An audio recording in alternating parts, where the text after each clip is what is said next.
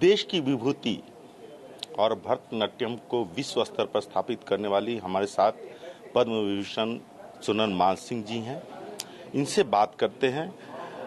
आप आई हैं Nalanda literature festival को लेकर के बिहार।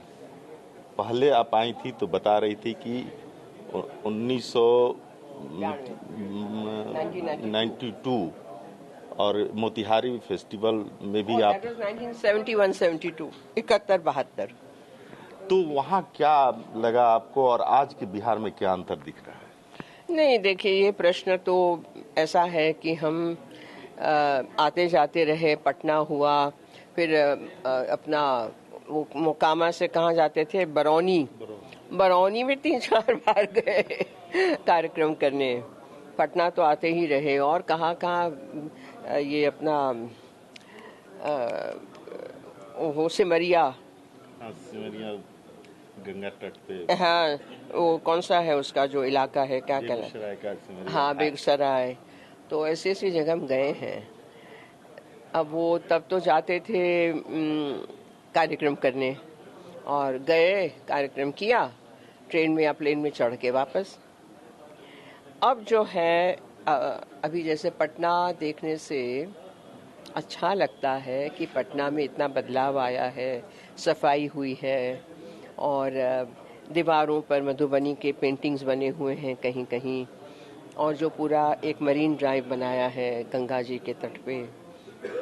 उस वक्त तो पटना क्लब थी, शायद अभी भी है, और पटना क्लब में ज़्यादातर रहना होता था। फिर एक के बाद कुछ होटल्स बनी, एक के बाद एक। तो बिहार में बदलाव तो बहुत आए हैं, और मुझे लगता है कि ये बदलाव की प्रक्रिया पॉजिटिव वे में चलती रहे, यही हमारी इच्छा है। आप मधु पेंटिंग के पूरा शॉल पहनी हुई हैं और बिहार आई हैं, पटना आई हैं। जी बिल्कुल, ये तो मेरी बहुत ही प्रिय, ऐसे मैंने काफ़ी इकट्ठे किए थे और फिर फ्रेंड्स में बांटे।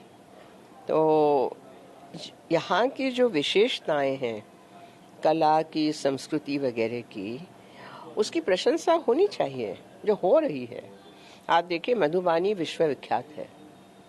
मधुबानी पेंट करने वाली जो सो कॉल्ड अशिक्षित महिलाएं, वो विश्वविख्यात हो गई कला के द्वारा। आपकी शारदा जी इतनी बड़ी गायिका, लोक गायिका, क्या आवाज़, क्या उनकी शैली, अभी अभी स्वर्गवासी हुई। तो बिहार का वैभव जो है, संस्कृति का वैभव, वो किसी से कम नहीं है। मुझे लगता है इसको और उजागर करना पड़ेगा। इसके लिए क्या होना चाहिए आपके हिसाब से?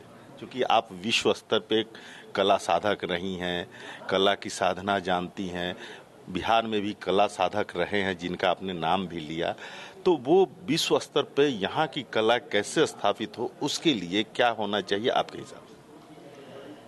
बहुत कुछ हो सकता है। एक लोक नृत्य, लोक गीत, लोक साहित्य तो बहुत ही अपने आप में वो है, विख्यात है और रिच है। लेकिन उसके अलावा भारतवर्ष की जो और विधाएं हैं, शास्त्रीय विधाएं, उनका मंचन भी आवश्यक है, क्योंकि ये सभी भरतनाट्य शास्त्र से निकली हुई हैं। ये सभी उसी एक वृक्ष की शाखाएं हैं। और यहाँ पे मुझे याद है, पटना में बहुत विख्यात एक इंस्टीट्यूशन होता था, होमबाड़ जी का, या क्या नाम था उनका, होमबाड़ नहीं तो कौन। तो वहाँ संगीत, भरतनाट्यम, बाद में उड़ीसी, कथक वगैरह, और वहाँ हमने वहाँ पर लेक्चर, डेमोन्स्ट्रेशन और 2-3 कार्यक्रम किए, मुझे याद है। अब वो सुनाई नहीं देता। तो मुझे लगता है कि जो मुरझा गए हैं संस्थाएं, उनको नवपल्लवित की जाए, उनको वो दिया जाए, उत्साह दिया जाए, जो भी पैसा देना है, और बाहर के कलाकारों को और ज़्यादा बुला के लोगों को दिखाया जाए। तो क्या है कि अप्रिसिएशन जब बढ़ेगा, लोगों की आंखें भी खुलेंगी, और बिहार अपने आप में कितना सक्षम है, लेकिन भारत का एक अंग है, ये भी भान होता रहेगा।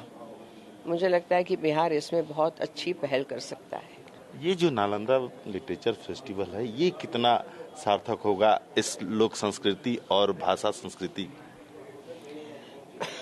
बहुत बड़ी पहल है और बहुत सार्थक होगी, क्योंकि इसका विचार सूक्ष्मतर स्तर पे किया गया है। ऐसे ही एक एक फेस्टिवल कर देना है। दूसरा कि उत्तर पूर्व की जो 7-8 हमारे राज्य हैं, जिनके बारे में बहुत कम जानकारी आज भी है, उनको बुलाकर उनकी कलाओं को यहाँ दिखाया जाएगा। उनके जो विशेष बुनकारी की कलाएं हैं, नृत्य है, संगीत है, भाषा है उनका जो क्यूजीन है, रसोई है, तो जोड़ने का ये काम करेगा। भारत के अन्य राज्यों से भी कवि, लेखक इत्यादि साहित्यकार आएंगे।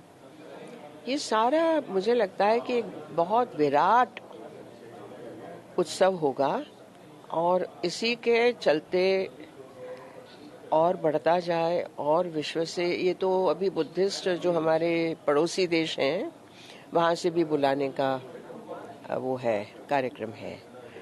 तो शायद मुझे लगता है कि जैसे कहा गया, आने वाले 10 वर्षों में ये उत्सव एक मानदंड, मापदंड बनेगा। मील का पत्थर। जी।